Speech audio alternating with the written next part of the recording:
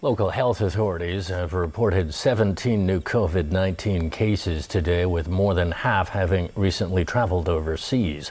That brings the city's total to 862. As Jackie Lynn reports, medical experts are concerned about the case of an elderly patient who might have contracted the virus in the hospital. Possibly the first case of COVID-19 infections within hospitals in the city. This comes as a 93-year-old patient was rushed to Pakoi Hospital for a stroke on March 10th. He was transferred to another ward last Saturday and was discharged on Wednesday.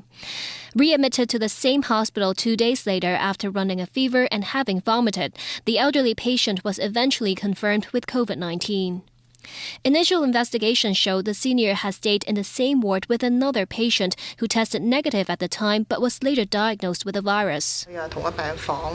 We checked all relevant cases to see whether there was any linkage or whether there was similar cases within the same ward. So we cannot confirm the route of transmission yet, because experts are now investigating the situation. HKU virologist Yun Kwok-yong inspected the ward in question and says it was most possible that the senior patient contracted the virus within the ward. But he is also not ruling out cross-infection between family and medical staff who came into contact with him. The other 4 patients in the same cubicle are now under medical surveillance. Meanwhile, one more police officer came down with COVID-19. Over the past 14 days, the 46-year-old carried out patrol duties and crowd management operations but has no travel history. Meanwhile, a 20-year-old woman passed away today while under home quarantine after returning from Denmark.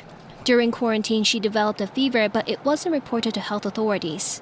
She preliminarily tested negative for COVID-19. Jackie Lynn, TVB News.